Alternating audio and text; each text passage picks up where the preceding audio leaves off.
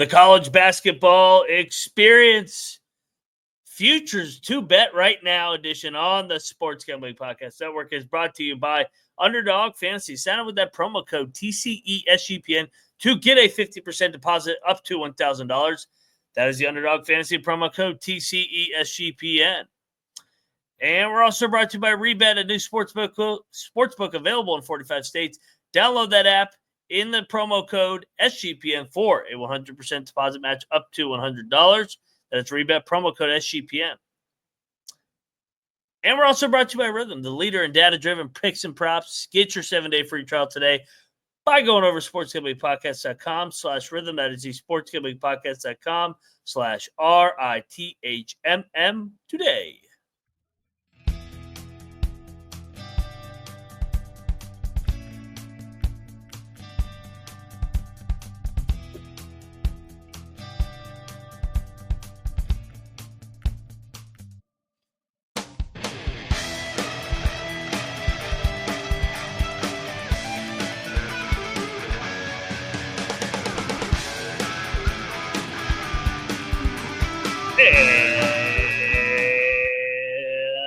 And welcome everybody into the college basketball experience futures market, also known as get on over there and bet those futures right now edition of the college basketball experience. And what better time to do this? Kind of I shouldn't say that we won't have games for 3 days because we do have the Diamond Classic, but the action is limited. Christmas Eve doesn't have any games. And then the 26th, also limited, 27th limited, and then it's full go steam ahead into March on the 28th. So this episode, we kind of step back. We look at the big picture after we've had, 7-8 weeks of data to go off of, and now we can handicap the schedule, look ahead. I'm really excited about this one because this is kind of the halftime of the season, and the best is yet to come. But I am Moneyline Mac, though, first, and I am the former video coordinator for Bob Huggins and Frank Martin.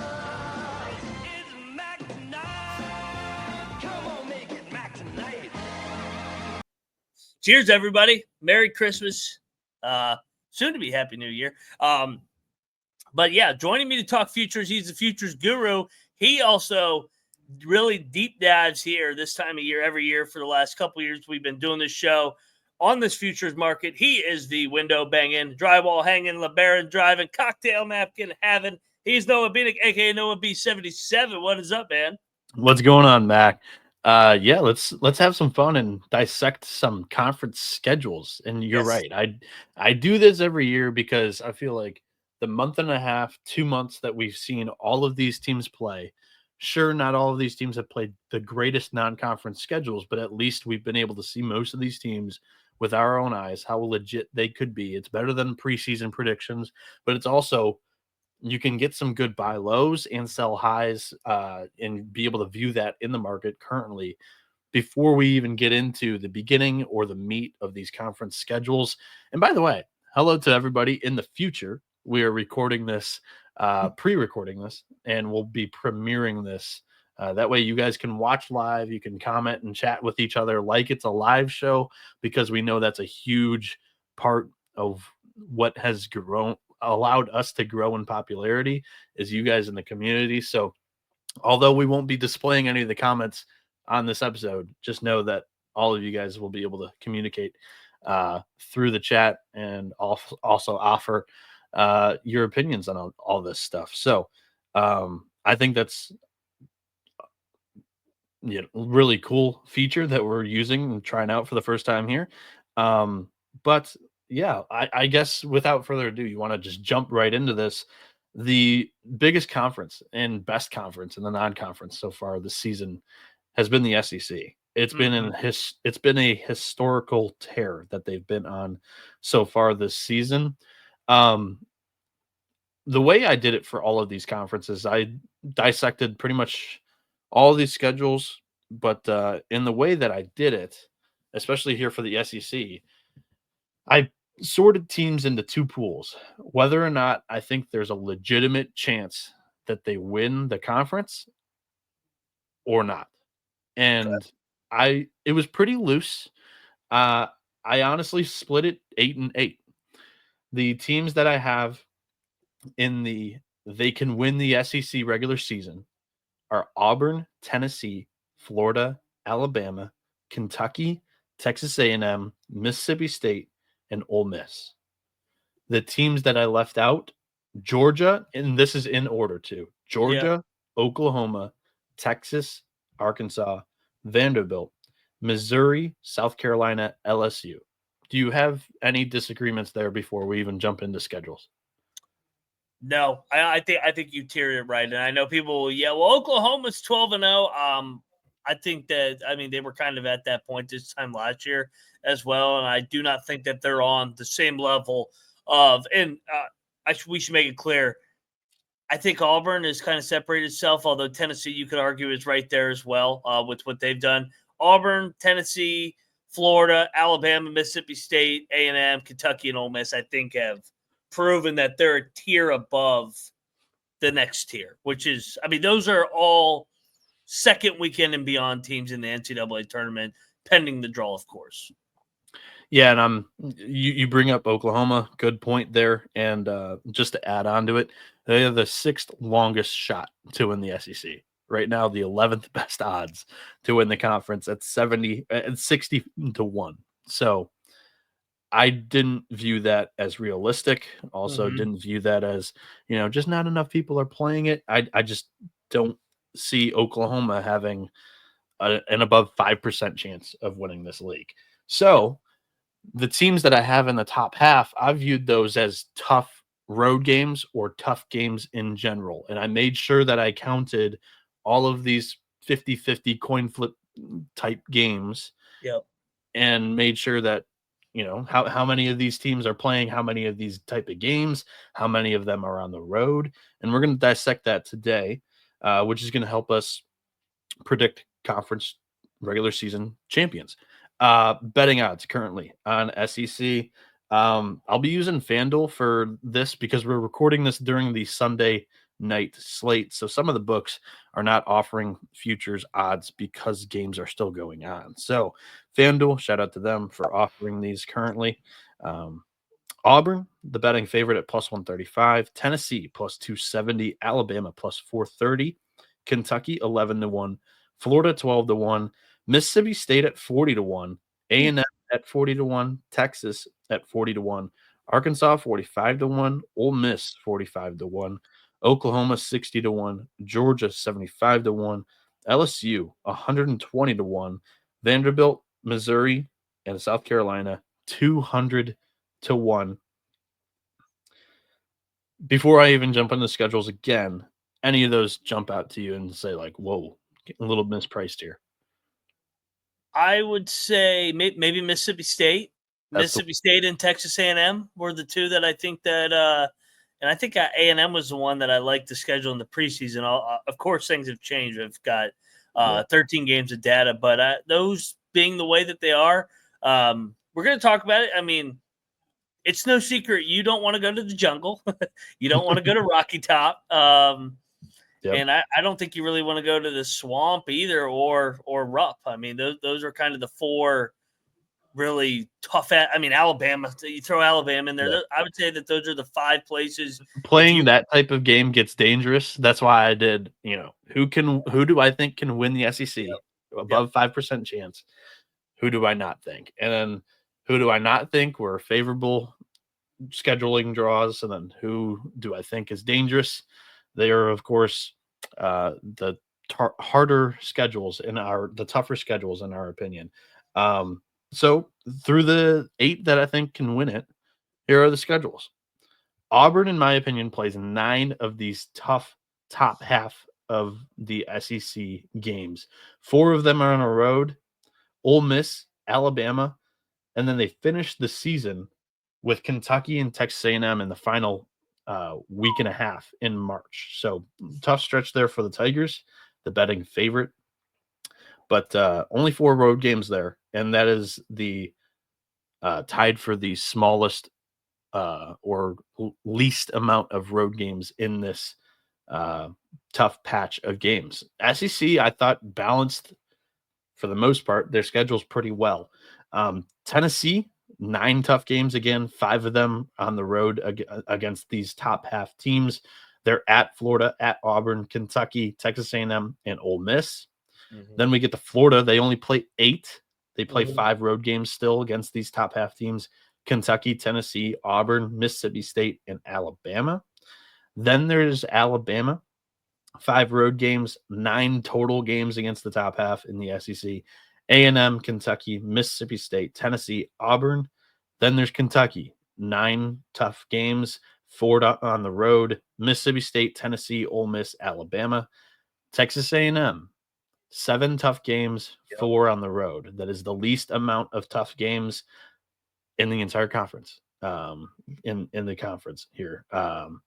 4 on the road, like I said: Kentucky, Ole Miss, Mississippi State, and Florida. Notice how I didn't say like at How Auburn. did you say Mississippi State? We haven't gotten to Mississippi State yet. Oh, I thought you just said them. Sorry. But notice how for Texas A&M road games, tough road games, I didn't say Auburn. Yep. Didn't say Tennessee. Yeah. Those are 2 huge road games that A&M is Misses, dodging. 2 big misses. And they're 40-1. That's a large price. And we called this out in the preseason too. We had A&M in our composite in the preseason second. It doesn't look pretty right now, but I think that could age really, really well. I have sprinkled on Texas A&M at 40-1. I assume that you might as well. Mississippi State here, 9 tough top half of the conference games, 4 of them on the road: at Auburn, at Tennessee, Ole Miss, Alabama. Ole Miss plays 9 tough top half of the SEC games, 4 on the road: Alabama, Mississippi State, Auburn, and Florida. And that's where I cut it off, where I was listing, okay, these are the games. Georgia plays 10 top half games. Oklahoma plays 9. Texas plays 9. Arkansas plays 8. And Vanderbilt, of course, gets screwed with 10 tough top half games, 5 of them being on the road.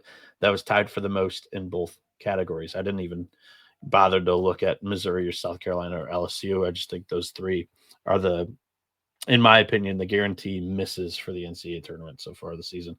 Missouri has a good win against Kansas. We'll see if that ages well throughout the conference. But last year, 0-18. I'm not too high on Gates this season, so I'll bite the bullet if they actually go on this miraculous run.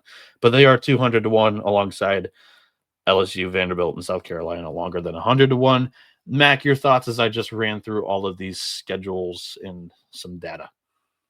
So Texas A&M definitely seems to be the favorable long shot if you want to take a stab. I've just looked. I did a 4-year, 5-year deep dive on the SEC since they've started becoming more dominant.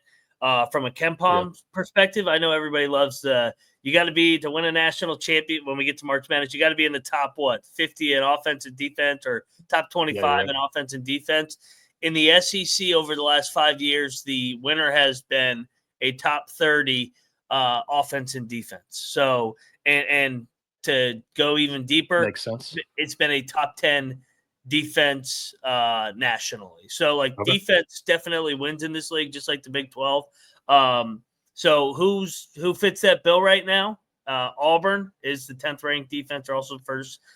Tennessee's the 2nd ranked defense, like they always are. Texas A&M 7. But they do have the 43rd offense, so maybe they could work their way in there. But right now they fit that bill on the 7th ranked defense from efficiency standpoint. Teams that have both of those criteria, your Florida Gators, they're 6th in offense, 18th in defense. Tennessee 14-2, Auburn 1-10, and then Mississippi State also 17 offensively, ironically 34th defensively. So Hail State is actually a better offensive team so far than a defensive team, according to James was just on Field of 68 Sunday night talking about that too. It's interesting, isn't it? But they're still good defensively. Don't get me wrong. But right now, I would say Florida is another one, because you said they have 8 of those, we'll call it top tier games. Yep. A&M has the best schedule though. Yep. I mean, you literally talked about the 2 teams that I wanted to highlight today. A&M 40-1. That's one that you should probably get over and bet right now, because The CLV is going to be great on that. I think by the end of next week, we're looking at 20-1, possibly in the teens. On the Aggies there, I mean, this is a team that brought back a lot from last season. They have a lot of experienced players in power conference basketball. And then Florida at 12-1, I think is plenty of value as well. I think you're kind of buying them at face value for what it's worth, but the schedule's favorable. Not as many of these tough games, but you are getting road games at some of the toughest atmospheres in this conference: Kentucky, Tennessee, Auburn, Alabama, Mississippi State. But I like the price on the Gators team that I really like this season. But my pick remains Auburn. Mac, let's put these things in bold, cement them down. Your pick to win the conference and dark horse / long shot. And I do want to add one other thing about A&M being the dark horse. 2 years ago, that really, really good Alabama team, A&M only finished one game back of them that year. Yep. So, like, they've been knocking on the door to potentially win this regular season. I'll be bold. I think Texas A&M and the Buzzsaw win the regular season. I think they're going to finish. They're going to play 18 games. I think they're going to win it at 13-5. All right, 13-5. It's a good run. A lot of parity here. A lot of parity. It's going to be fun. So, yeah, I'm all over 40-1 with these Aggies and this veteran group that's been knocking on the door. So my pick to win, it's Auburn. I think they do it with 4 or less losses. And my long shot / dark horse is Texas A&M, 40-1. I'd play it right now if I'm listening to this show, and hopefully that price hasn't already moved. Again, we're using FanDuel because they were offering odds for us to handicap during the Sunday slate of games. Before we continue on with the high major conferences, and then we're gonna sprint through a couple of the mid majors that have betting odds, and also some we might just offer some storylines or teams to watch in their conference races for the upcoming 2.5 sprints of a month here in college basketball. But before we do so, check out SGPN's app. The SGPN app is available on Google Play Store and Apple Store. So it's free to download. You can view all of our picks pages and listen to the entire network of podcasts we have all for free. And we're also brought to you by Underdog Fantasy. As their pick'em has one of the biggest menus for all of sports, you can win up to 1,000x with Underdog streaks. Underdog is always making it easier to win with profit boosts and gimme pick'ems. NFL, college football, college basketball, MMA, NBA, NHL, NASCAR, and more. You can now use specials and boosts on all flexed entries. Sign up today with the promo code TCESGPN to claim your special pick, plus first-time deposit offer up to $1,000 in bonus cash. UnderdogFantasy.com, promo code TCESGPN. And the college basketball experience is also brought to you by Rebet. Rebet is a new social sports book available in 45 states. There are plenty of betting opportunities that are available on Rebet, and it's easy to use and great for people in states where traditional sports books may be restricted. Download the Rebet app in the App Store and use the promo code SGPN for a 100% deposit match up to $100. That's Rebet, promo code SGPN. And we're back here on the college basketball experience. Myself, Noah Bieniek, joined alongside Ryan McIntyre as we continue to kind of handicap conference regular season schedules that will lead us to good looks in the futures markets here in college basketball. We move over to what has previously been the best conference in college basketball for half a decade here until the SEC overtook them this non-conference slate, the Big 12. Mac, for this conference as well, I did kind of the same thing. I split the conference in half, viewed these teams as tough games on the schedule, viewed the others. I think the Big 12 has a basement this year, Mac. I think there are some recently there have been coaches saying that you can't take a single night off in the Big 12 or else you'll get knocked off. I don't think that's the case anymore with some of the teams that they've recently added into the conference. Let's talk about it. The way I split this up, again, kind of like a larger than 3% chance to win the Big 12. Here are the teams that I've included: Iowa State, Kansas, Houston, Texas Tech, Cincinnati, Baylor, Arizona, and BYU. Do you have any disagreements, or would you like me to include any other teams here in the Big 12? No, I think I don't know if I would put BYU and Arizona in that group above, but they would be teetering right there. But yeah, I think those are probably the top 8. With I would make the argument for West Virginia if they were healthy, but they're not healthy, so I would not put them in that contender category. So yeah, I think you're right. So my one rebuttal to you about Arizona and BYU is West Virginia, TCU, Arizona State, Utah, UCF, Kansas State, Colorado, Oklahoma State. Do any of them have better home environments than BYU or Arizona? No. I mean, you're right. Maybe All right. West Virginia would be right there, but not better than those two. I mean, those two are BYU and Arizona are top notch at home. So Utah's been disappointing. They do not have the environment. K-State at times, but they kind of seem a little bit out on tang right now. So yeah, I would you know what you're getting with the Tucson and Provo crowds. Correct. So any of the title contenders here in the Big 12, if they were to hit the road into Provo or Tucson, I think they very well could take an L. And that's why I included them here into this conversation, into tough conference games. And let's jump into the schedules. But first, let's actually talk about the betting odds in this conference.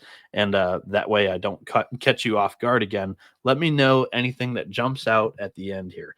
Iowa State and Houston are your co-betting favorites right now at plus 200. Kansas plus 440. Then we jump to Baylor at 11-1, Cincinnati at 13-1, Texas Tech at 13-1, Arizona at 22-1, BYU at 35-1, Kansas State at 100-1, Arizona State at 100-1, West Virginia at 100-1, Utah 150-1, Oklahoma State, UCF, TCU, and Colorado all bringing up the rear at 250-1, the longest shots in the conference. Mac, is there a price that jumps out to you and makes you say, whoa, that might be a little off? Could you repeat the Texas Tech and Cincy prices? Cincinnati 13-1 and Texas Tech 13-1. So they have them basically slated right behind Baylor. I mean, Bill Self in Kansas at 440 is hard to pass up. As I mean, a guy that's got what, like 18 of them bad boys, blindly backing the culture, the history, the building, the fog. That would be tempting. But I also would say Baylor maybe at 11-1 because Scott Drew's had the history of winning this league as well, and I think they have gotten better over the last couple of weeks. So yeah, those would probably be the two, Kansas and Baylor. But I mean, the Clones and Cougs have been dominant over the last 2 years now. Yes, they have been. Let's jump into the schedules and the games that we view as tough ones. Iowa State, they play 8 games against the top half of the Big 12, 4 of them on the road. Those are Texas Tech, Arizona, Kansas, and Houston. Tough 4. Honestly, if you were to pick 4 in the Big 12, I would not choose those 4. Kansas, they play 9 tough games here, 5 of them on the road. Cincinnati, Iowa State, Baylor, BYU, and Houston. Houston plays 10 tough games, 4 on the road. Kansas, Arizona, Texas Tech, and Baylor. Texas Tech plays 9 tough top half of the Big 12 games. 5 of them are on the road. BYU, Cincinnati, Houston, Arizona, and Kansas. Cincinnati only plays 9 tough conference games, 4 of them on the road. Baylor, BYU, Iowa State, Houston. Baylor plays 10 tough games, 6 of them on the road. Iowa State, Arizona, BYU, Texas Tech, Houston, and Cincinnati. Arizona tied for the most in both categories. 11 tough games in conference, 6 of them come on the road. That is Cincinnati, Texas Tech, BYU, Baylor, Iowa State, and Kansas. And then Mac at 35-1. Let me talk to you about the BYU Cougars. First off, before we even go through this schedule, they a lot of times, so the Big 12 partnered them with Utah. So every team that is traveling out to Provo is playing in Salt Lake City either the game before or the game after. But half of these home games, it is the second leg of a back-to-back road at high altitude. I think that's a huge nugget here. They only play 8 tough conference games, which was tied for the least, along with Iowa State, who is your betting favorite at 2-1. They also only play 3 of these tough games on the road. Interesting. At Houston, at Cincinnati, at Arizona. They are my long shot dark horse to win this conference. I think this team is plenty talented. A lot of it's young. A lot of it's kind of NBA prospecty. But I think it's hard to argue the maybe yellow brick road that they have to a regular season Big 12 championship. After last year, they competed pretty damn well in this conference. Mac, your thoughts? Here's our counter. BYU's not as good as those top teams, so they're more suspect to drop road games to the bottom half compared to the top 5. And they've been a bad road team. I mean, they lost at Providence by like 20. So that would be my counter argument. And it's Kevin Young going through the gauntlet the first time through. So the schedule is nice in terms of like where they draw and getting teams on a back-to-back. I think it sets them up to maybe overachieve and get like 5 or 6, 5th or 6th. But I mean, Iowa State, now that you lay out their path, I think they're the best team. They're the best team, and they're my pick to win. Yeah, it's hard. I mean, it's hard to go against Bill. It's hard to go against Bill Self just because of the history. Yeah. But Otzelberger, man, just like what we said with Mississippi State in the SEC preview, they've been the top defensive team, and they've been right there. Yep. They have never been in the top 5 offensively in efficiency. They've never even come close to that. Just looking at the last 2 years under Otzelberger, 114, or his first year, they were 171. Then they were 114. Then they finally jumped up into 52nd. So they finally jumped into respectability on the offensive side.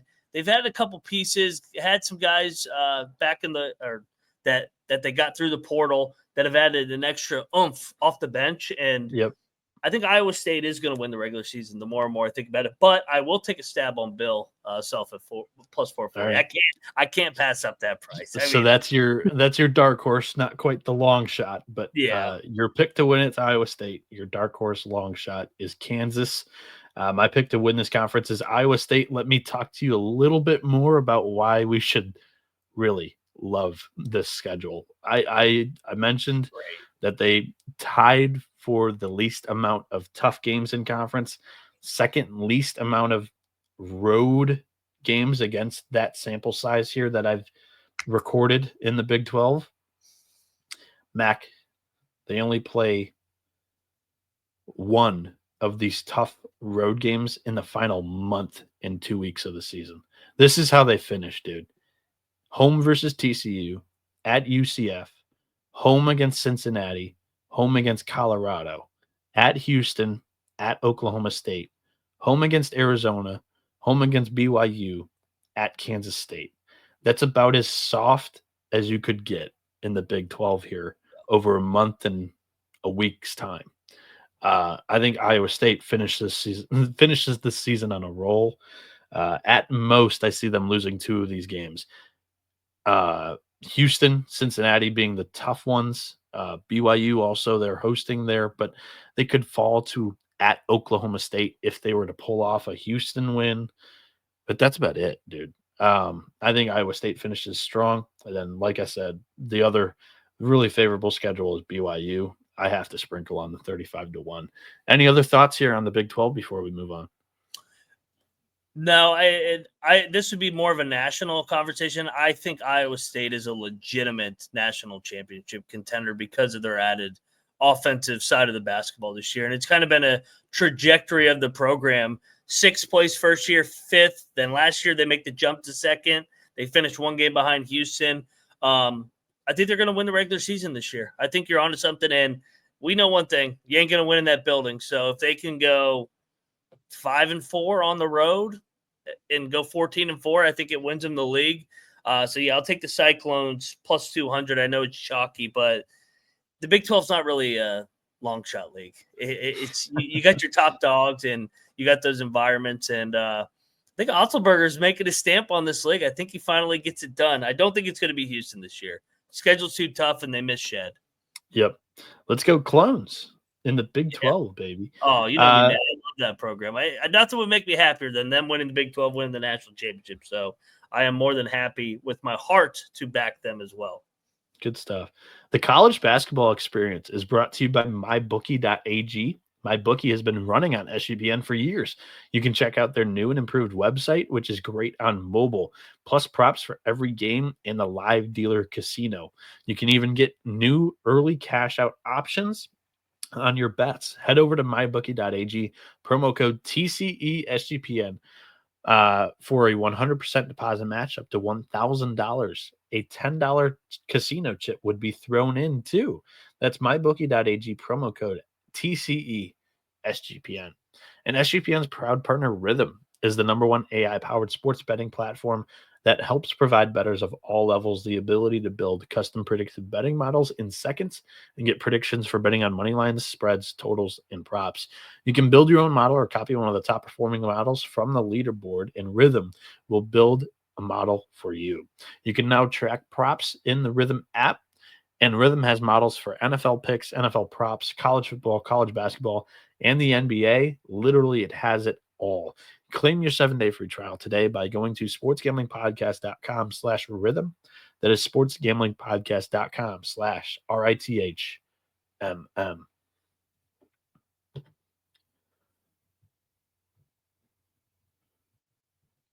And we're home free here on the college basketball experience, talking to the futures market, handicapping some schedules in conferences. Myself, Noah Bieniek, alongside Ryan McIntyre, aka Moneyline Mac, and we're going to move into the Big Ten, dude. I have no idea what to do in this conference. Here's how I handicap. What'd you say? Do you even have a tier in this? Here's how I handicap this. There are just two teams that you want to play in this conference on the schedule. Minnesota. You want to play Washington and you want to play Minnesota. And I'm going to push back on the Washington one because I think they're getting better under Sprinkle. I think they're going to be a pain in the ass. Now, Minnesota, I agree with you. They're, I think, definitely the worst team. Yeah. I think USC has an argument that they haven't dropped any dumb games. Rutgers, I think, has the talent. They've played to the competition of everybody they've played against this season. Like Alabama, Texas A&M, they competed. They lose 2 possession games to both of them. Kennesaw State, Seton Hall, they competed and lose 1 possession games to both of them. This is going to be a team that's going to be feisty and is going to knock off some teams. So that's not really a team that I wanted to target here. And yeah, like the other 15 Big Ten teams are like a jumbled mess. So UCLA, Michigan State, and Michigan are all currently 2-0 in conference play, right? Yeah, good point. This league already started, everybody. Yes, and the Bruins still have a road game at Washington and still have a home game against Minnesota. The only issue with their schedule is there are 4 sets of back-to-back road games because they do a bunch of the East trips. Everybody in the national media is talking about how soft UCLA's schedule is. I think it's a lazy take because of these road trips. Yeah. I think it's going to bite UCLA, USC, Oregon in the ass because they're not only playing these back-to-back road games, but you're traveling 3 time zones over to play a road game that first leg, and then you're looking ahead to going back home to campus after the second game. I think that's huge, and UCLA hasn't played in the East like in the Big Ten yet. They're 2-0. Their wins are Oregon and Washington. I don't think that's being accounted for. Still, 4 sets of back-to-back roads. That's 8 road games there. Let's talk about Michigan State. Favorable schedule. They host Washington. They host Minnesota. The West Coast trip is at UCLA, at USC. They only have 2 back-to-back road game sets on their schedule. It's a good slate, I would say. The other 2-0 Michigan team is the one that I would encourage you guys to bet on. Shocker. The Wolverines at plus 450. I didn't even run through the betting odds for what it's worth. Because this, I mean, honestly, I don't know how you can separate a lot of these teams so far right now. Michigan's 2-0, so already got a head start here. They host Washington. They travel to the barn, Minnesota. Their West Coast road trip is USC, UCLA. They only have 1 back-to-back road game set. Less favorable. It's the most favorable schedule in the Big Ten. I didn't view it as very down to the regular season. It's that What'd you final say? game. That final game on Sunday, March the 9th, is going to come down to the regular season. Yeah, Michigan State, baby. Yeah, I've had this one circled. Yeah, I think it's the most favorable schedule in the Big Ten. I did not think that was the case entering the season because we played Purdue twice. Purdue's the other team that I want to talk to you about, Mac. They are 1-1. They are at Washington, at Minnesota. Their road trip to the West is Washington, Oregon, which I think is the one that I would choose. And also, they only have 2 back-to-back road game sets. At Mackey, where they haven't really dropped any dumb games. I also think Purdue, which is 650, plus 650 is not a bad look right now. Painter and the Boilermakers have been the best program in this league for a half decade, along with Illinois, who is 1-1 right now in conference. They play at Washington, at Minnesota. They have 3 back-to-back road games. And unfortunately for them, the 2 games that I've circled as like matchups that you want to play in the conference slate, 2 of them are included in the back-to-back road game sets. They play, of course, everybody's going to play Oregon/Washington. So the Oregon game's tough.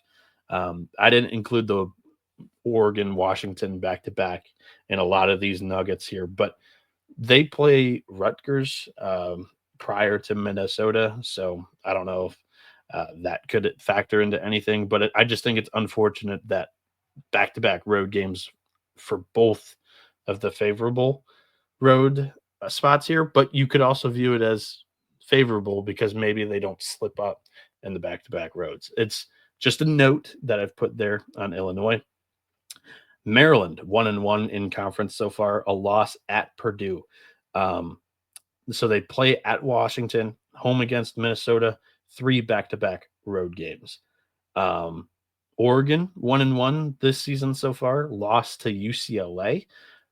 They host Washington and they're at Minnesota coming up later on in the schedule, but they themselves also have 4 back-to-back road game sets. So that's 8 road games. I just think that's really tough to overcome if you're looking to win the regular season in the Big Ten. Ohio State's 1-1. They host Washington. They're at Minnesota during the season. They play 2 back-to-back road games. Again, so there's only 4 teams that play 2 or less back-to-back road game sets. All of them are right in the middle of this conference. I don't think that's a coincidence. They all have the least amount of tough travel scheduling issues. You know, the 2 Michigan schools right in the middle of this Big Ten conference, Purdue, Ohio State, right? Penn State has 3 back-to-back road game sets. They play Minnesota twice this season, home and road, and they also host Washington. Their road trip is USC, UCLA. Nebraska's 1-1 so far this season. They're at Washington, which is also the Oregon road trip. They host Minnesota. They have 3 back-to-back road games. Indiana is 1-1 so far this season. Their road trip is at Washington, at Oregon. They do not play Minnesota for the rest of the season. That's their one win in conference so far. They play 3 back-to-back road games. 1-1 Iowa hosts Washington and Minnesota later on this season. They have 3 back-to-back road games. Their road trip out west is USC UCLA.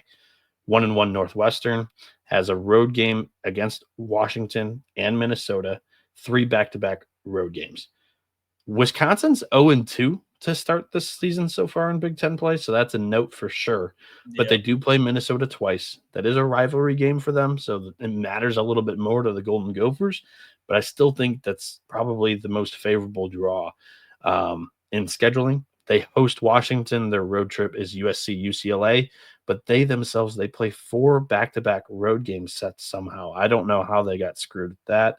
USC, who's 1-1, hosts Washington, hosts Minnesota later on this season. They play 3 back-to-back road game sets, and then 1-1 Rutgers at Washington, home against Minnesota later on this season. 3 back-to-back road game sets. The betting odds in this conference go as follows: UCLA plus 450, Michigan plus 450, Michigan State plus 500, Purdue plus 650, Maryland plus 650, Illinois plus 800, Oregon 10-1, Ohio State 20-1, Penn State 20-1, Indiana, Wisconsin at 35-1, Rutgers 50-1, Iowa 55-1, Northwestern 75-1, Nebraska 75-1, and then 3 teams at 250-1 here: USC, Washington, Minnesota. Mac, your thoughts on everything that I just spewed there? That was a lot of talking. Well, here's what I will tell you. There's no way nobody is winning this league outright. There's going to be a 3 or 4 way tie. So I'm going to guarantee that. I mean, I can make the case for Sparty. I can make the case for your Wolverines. I think there's a case for Maryland from what we saw. They could win the Big Ten. I mean, their only loss is at Mackey, and it was they lost by 5. And they're curb stomping everybody they should. Yeah.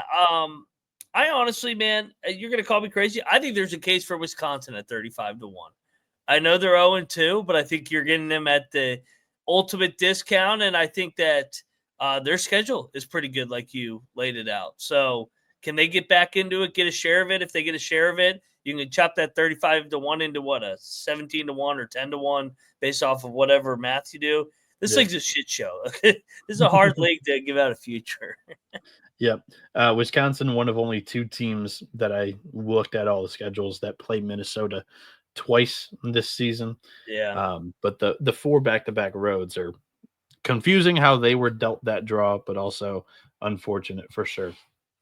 Let's move over to the Big East, which of course, do you have round robin. Michigan. What'd you say?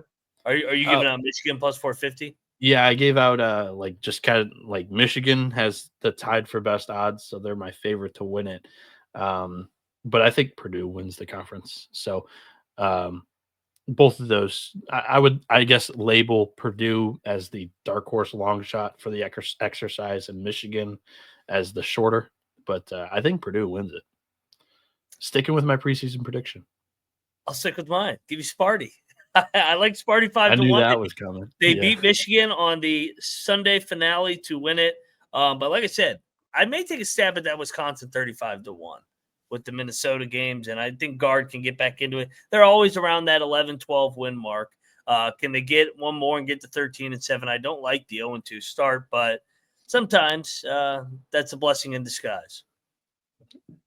You are right for sure. Let's talk about the best conference in college basketball, right? Like just talking about scheduling and lack of favorable and non-favorable, because they play a round robin schedule. Yeah. They've got 11 teams.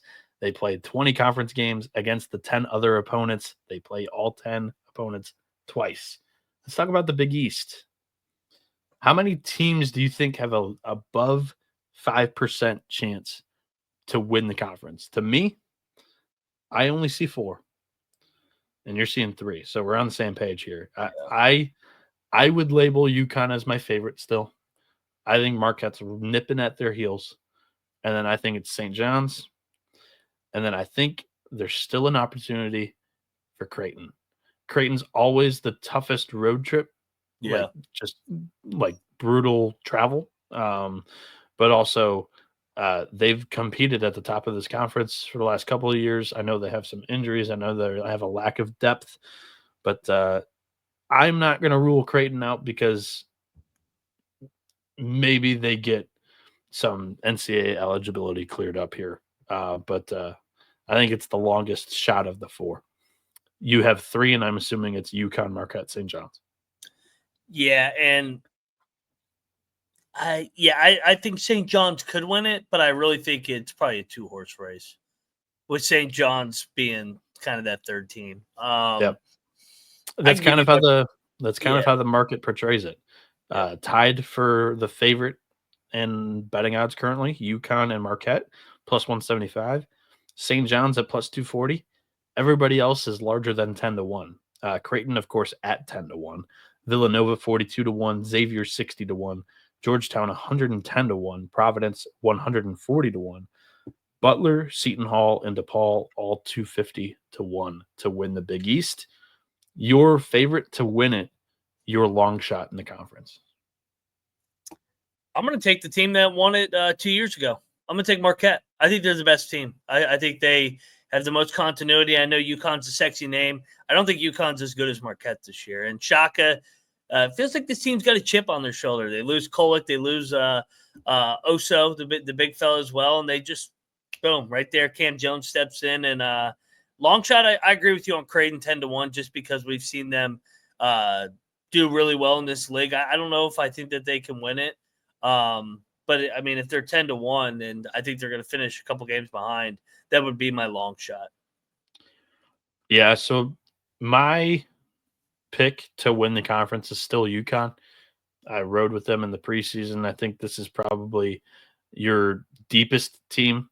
Marquette might be the best team, but it's because of 1 or 2 players. I think UConn up and down the roster has contributors everywhere. There are flaws with this roster for sure, but I think the backcourt is growing and Caravan is stepping into that leadership role. He's had some really good moments lately here, and Liam McNeely is emerging. I think that's going to help UConn here in conference play. The interesting long shot that I have, I know I didn't include them as a team that I think can win the conference because I don't think they can. But let me create an argument for Xavier. They've already played at UConn and they've already played Marquette. Yeah. They're 0-2 right now, which creates value on the price. They're currently listed below Villanova. In no way do I think that's correct. They only have 1 game against Marquette, 1 game against UConn for the rest of the regular season schedule. And so banged up. I know there are injury issues with Xavier, but I still think there's maybe an opportunity. Look, the UConn, they went to overtime. Marquette, they lost by 2. I think they're playing well without Fremantle. I think there's still an opportunity of them possibly looking better without Fremantle because of the amount of guards and talent in the backcourt that they have. So, yeah, I'll go Xavier just for the price at 60-1. I think it's a little high, but it is bait to get you to get on that. I have not played that. I don't think they can win this conference. What about the Hoyas, baby? The Hoyas are 110-1. They're 2-0 after beating Seton Hall. They're super young, but man, we've seen Cooley take a Providence team that was not predicted to do anything and find a way and win the Big East outright. But I think that I think next year would be the year to hop on Georgetown. But I did want to highlight that we said the top 3 teams are Marquette, UConn, St. John's. All 3 of those are 2-0. Went on the road and got a win this weekend. So did Georgetown. Georgetown is also 2-0. Yep. Anything else you want to mention on the Big East before we move on? I wish every league was like the Big East. That's all I got. It's the best. It's the best. And those games this weekend were fucking awesome. I talked about the 4 road wins, all by a combined what? Like the 4 wins combined by like 10 points all together. 2.5 point margin. It was awesome weekend in the Big East. Can't wait for this winter. The ACC, currently the betting odds go as follows. Duke minus 230. And then we've got Clemson plus 500, North Carolina 8-1, Pitt 13-1, SMU 22-1, Louisville 55-1, NC State 95-1, Wake Forest 110-1, Notre Dame 120-1, Stanford 160-1, Syracuse 210-1, Cal, Miami, Florida State, all 210-1. And then we've got Virginia, Virginia Tech, Georgia Tech, and Boston College all at 250-1. Any prices that stand out to you and make you say, whoa? All right. So if we're going to build a long shot case, you got to get Duke at home. I think that would be the first thing you're looking at. Well, Clemson, I would say even avoid Duke if that's a possibility. No, they play everybody at least once. There's been instances in the past that the ACC didn't play everybody, but I think everybody at least plays everybody once. I'll take your word for this season. Yeah, I at this point I think they play everybody once and then they only play another team twice, which I bet you for Duke is like Duke and Carolina. I think if you're going to take a long shot, you take it with Clemson and their veterans, but I mean, long shot, and they're the second favorite to win the league. Yeah, they are 2-0.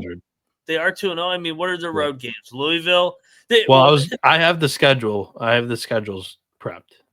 Oh, you do? We'll run through that. Way, I was just asking about your thoughts on prices. Okay, yeah, I would say, I mean, Duke is rightly priced. I mean, they're by far the best team, and this league kind of sucks. I mean, this is a boring league. My takeaway when I looked at these odds today, I was like, Virginia is tied for the longest shot to win the conference. Depressing. Man, the fall has been hard and fast for the Cavs. But yeah, let's talk about these schedules. Look, I know Duke is the large favorite to win this conference. The long shot cases that I was like, okay, maybe there's a chance that we can build this. These are the teams that I included: North Carolina, Clemson, Pitt, Louisville, SMU, and Wake Forest. Yeah, I think you're right. All of these teams have 0 losses except for Louisville, who's 1-1, got blown out by Duke on their home floor. Yep. And then 1-1 Wake Forest, who lost against Clemson by 10. All right, jump into the schedules here. Those group of teams are the teams that I viewed as tough games in the ACC. Duke's got 7 of them. 4 of them come on the road against the top 7 teams in the ACC. SMU, Wake Forest, Clemson at North Carolina. North Carolina has tied for the most amount of games that are top 7 games and tied for the most on the road. Look at that. How about that? No fraudness going on in the ACC building schedules. 8 top 7 games and 5 of them on the road. At Louisville, Wake Forest, Pitt, Duke, and Clemson. Clemson, most favorable schedule. It's got to be them. 5 total top 7 games, 3 of them on the road. Louisville, Pitt, and SMU. They do play, so the other 2 tough games are Duke and North Carolina. They play them back to back, but both games are at home at Littlejohn. So something to note there, only 3 tough road games, 5 tough games in general, back to back against the 2 biggest schools in the conference. Pitt plays 8 tough games, 5 of them are on the road at Duke, Wake, UNC, SMU, and Louisville. Louisville plays 6 tough games, 2 of them on the road, Pitt and SMU. It's a super soft finish. We'll talk about that later. SMU plays 6 top 7 games. Oh, and there's only 1 road game. So that is the leader in the clubhouse for the toughest, least tough road game slate, as SMU only plays at UNC, but it is after SMU hosts Duke. So that's notable there. Wake Forest plays 6 top 7 games in the ACC. 3 of these come on the road at Louisville, SMU, and Duke. So to me, I think Clemson's the pick because not only do they have the experience, the talent, and the schedule, but I think they're probably the most likely to not drop any of these dumb games in conference. Your thoughts? I agree with you. Clemson's veterans, and they get Duke and Carolina at home. I mean, you can't ask for a better schedule. They got to avoid the hiccups on the road. That's what it comes down to. Because what do we think Duke's going to finish? Well, ultimately 17-3, probably 1 or 2 losses to Carolina, and 1 or 2, if that. They may sweep Carolina this year, and 1 or 2 upset losses. Yeah, so probably 3 in ACC play altogether, maybe 2. Ken Palm says 18-2. I'll say 17-3. So can Clemson find a way to go 17-3? That's the question. That's why, as much as I would love to take Louisville at 55-1, man, they already have a loss. So do we really think that they're going to win fucking 16 out of 18? I can't see without 3 starters. We're projected being the rotation this season. Agreed. Yeah, and Clemson, they're on Torvik here, since you're looking at KenPom, they're expected to go 14-6 in the ACC here. They would be dogs in 5 games, and then Torvik has them losing 1 extra game. But the Louisville schedule, the soft Sherman soft finish that I was talking about, right? Starting January 30th to finish the season. They actually starting February 1st to finish the season.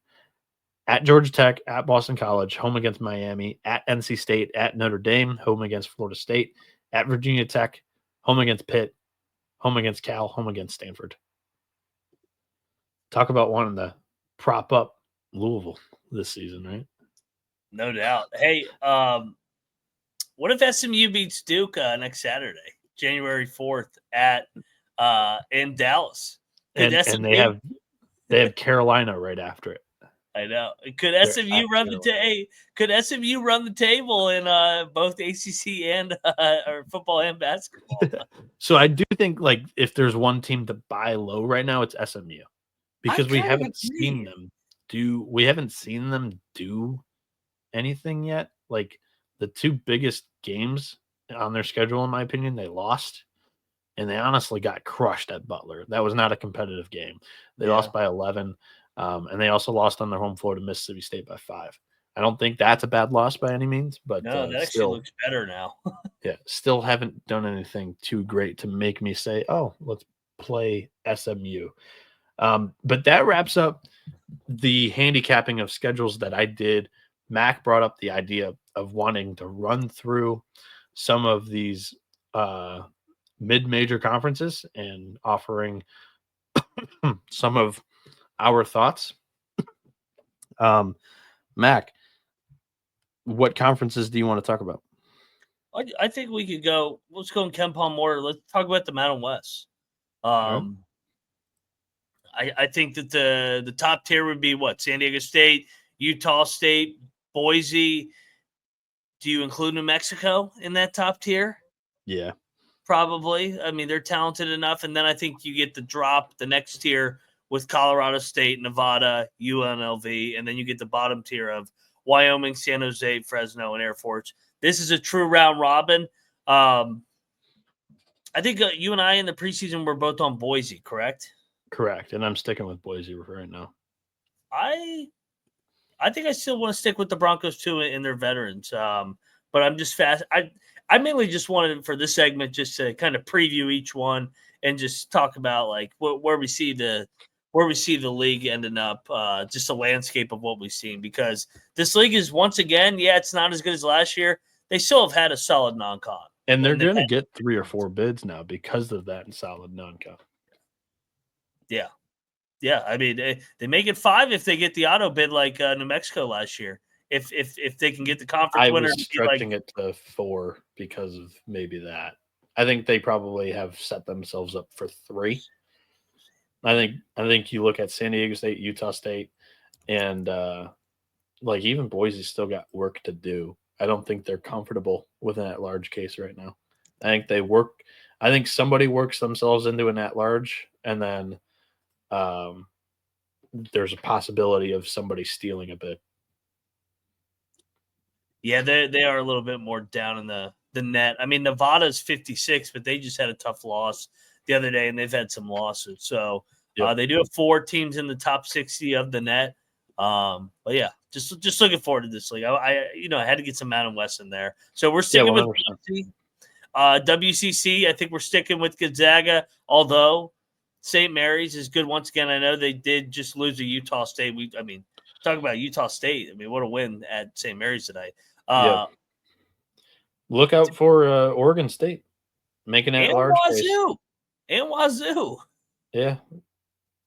And San Fran and Santa Clara. This fucking league, I mean, that tier 2 is really good this year with St. Mary's, San Fran, Santa Clara, Oregon State, and Wazoo. If none of those drop any bottom tier WCC games, this could be a more than 2 bid conference this year. Should be. Yep. But yeah, I agree with you. It's still Gonzaga's conference to lose, but there's more competition for Gonzaga this season. 6 teams in the top 75 in the net for the WCC. So solid. Yeah, they're in position to be a 3, maybe even 4. We'll see. They got to avoid the bad losses. The A10 is going to be fun, like it always is. You got Dayton up top. This schedules do matter in this one. We did not dive into the schedules, but you got Dayton, VCU, probably 1-2 in terms of culture. Just based off, just talk about based off power rankings, like yes, yeah, and they just roster wise, like they have the most dudes and they have the best home courts. But then that next tier is pretty good with the Bonnies. The Bonnies have overachieved. St. Joe's, you got George Mason. Rhode Island's been a pleasant surprise as well. Loyola Chicago, they've been pretty good this year. What's your thoughts on the A10, Noah? I think it's a 2-horse race at the top. I think Dayton and VCU are the 2 best teams in this conference. Yeah. There are some surprising contenders, but I don't think they'll last. I think there are a couple of paper tigers here in this conference. Like the Bonaventure and Rhode Island are 2 of them that jump out to me as they only have 1 loss, but I don't think that lasts for much longer. Yeah, they're not going through the A10. And yeah, it's going to be a fun league. The AAC, Memphis will be the heavy favorite, but we've said this before. Can North Texas, FAU, or Wichita, hell, even Temple knock them off? I think North Texas is probably the biggest challenger here. I think we had North Texas second. Yeah, our composite had North Texas second. UAB winning it is what we picked. And Memphis third. The composite does not look strong right now in the American because Memphis has looked good. And I'm going to say that Memphis wins the conference this year, the regular season.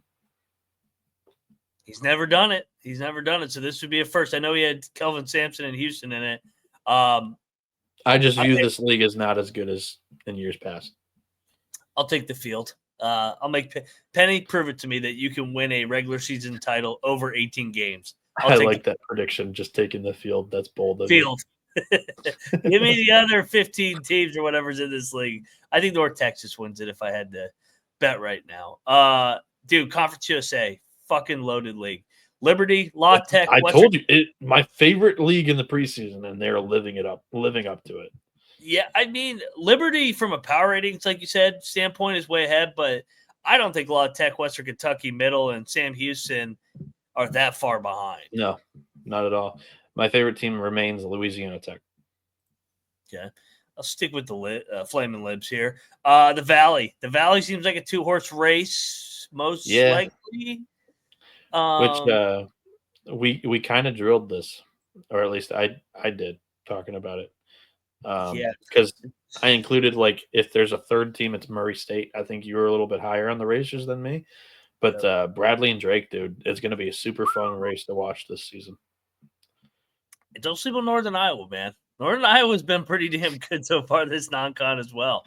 And Belmont and Illinois State's had their moments, so can't wait for the Valley. My pick remains Bradley.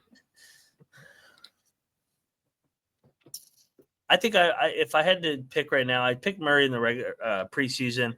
I think I would go with Bradley. I think Right. Bradley would grind it out over Drake. I'll do 2 more. The Ivy. 2. Why'd you pick this one? Yeah, I'm just This going to Ken This Palm's one's order. nasty. I mean, who would you go with right now? Yale or Princeton? Princeton beat Rutgers yesterday. Princeton. I think they're the most talented team. They might not be the most deep team. And I'm not going to say Henderson's the best coach because James Jones is right there. But I just think losing Poulakaitis was huge. Like, he's going to redshirt and then take a check and transfer. He was by far the best player on this Yale team. I just think that's going to cost them as they have to kind of reassess themselves and find out who's going to be the guy. And this was tough timing because you're entering conference play right now. You ready? Yeah. All right. So that's enough of the Ivy. We'll both go Princeton. You're not considering Columbia at all? No, but I do like my top 4 pick. I think that's looking like an up. I think it's got a Doesn't shot. look bad now.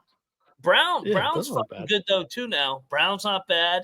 I mean, Dartmouth fucking beats all the high majors.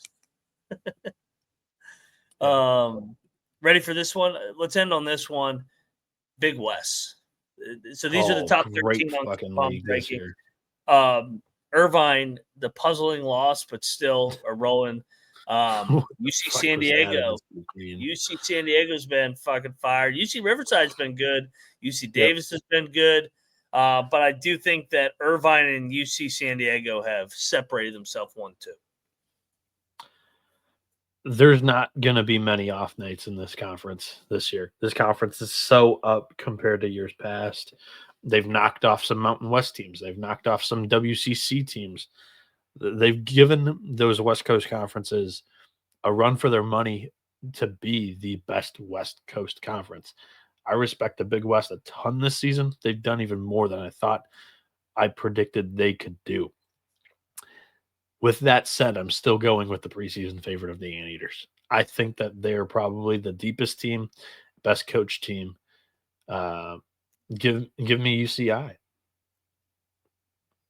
Let me check one thing real quick. Take a look at one schedule. I think I'm going to go with the Tridents. I think the Tridents are going to get them in the end. So I'll flip over here to UC San Diego. But like you said, man, this league's awesome with the 2 top guys up top, just like you got with the Missouri Valley and Bradley Drake. But yeah, the next leagues that they had that's a round robin schedule too. That's tremendous. Yeah.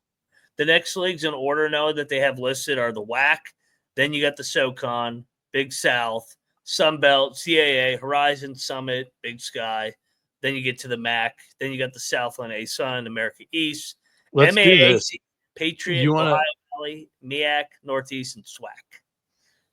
Let's do this. You want to talk about the CAA real quick before we get out of here? Sure.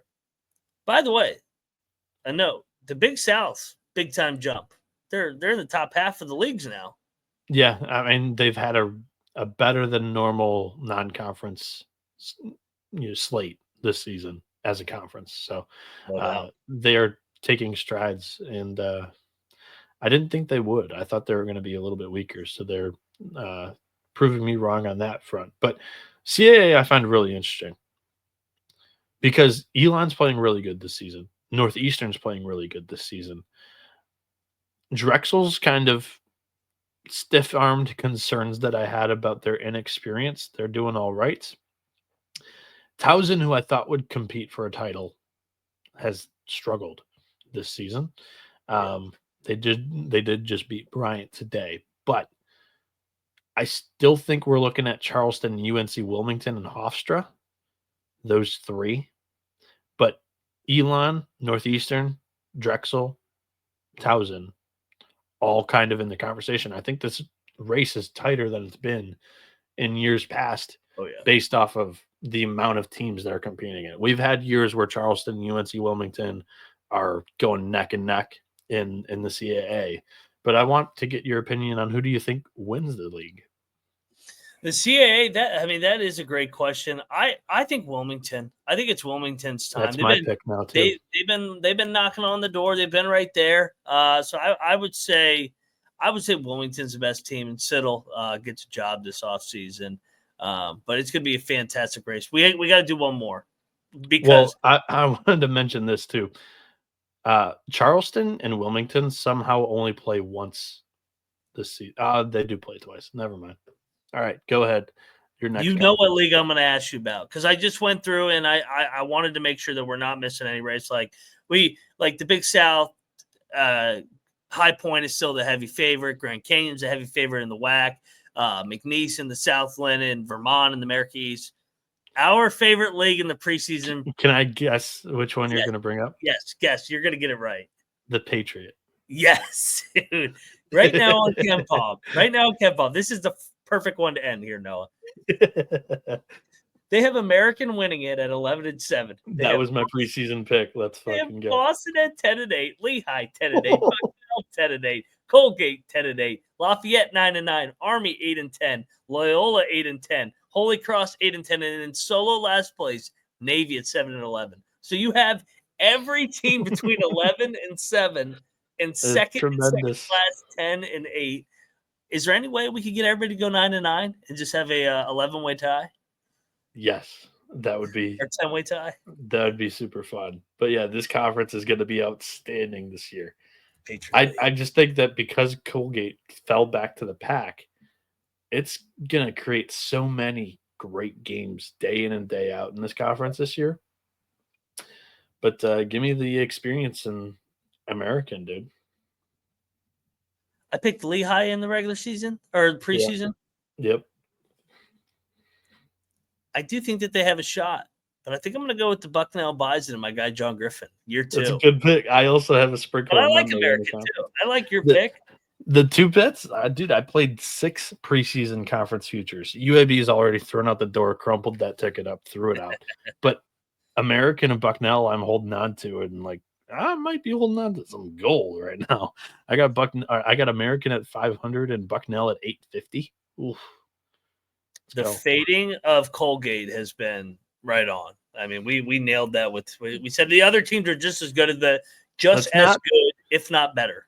Let's not tout it yet, as they haven't really played any conference games. We'll see if they rise to the tide here in conference play.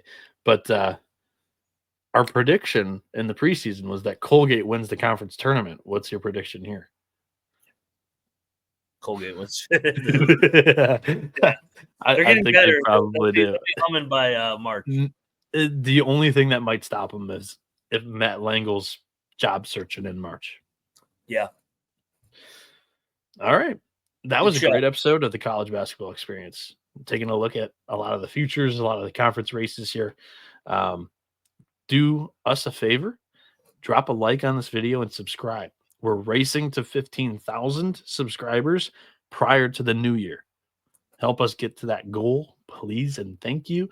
Also, if you're looking to follow myself or Mac, you can do so on Twitter at NoahB77_ for myself, at Moneyline_Mac for Ryan McIntyre. You can follow the other co-host of this show, Colby Dant, at The Colby D. You can follow this show on Twitter at TCE on SGPN. Drop a like, rate, review, subscribe wherever you listen on podcast platforms. So we greatly appreciate it. This has been the College Basketball Experience. You better start thinking about yours, and we are out of here.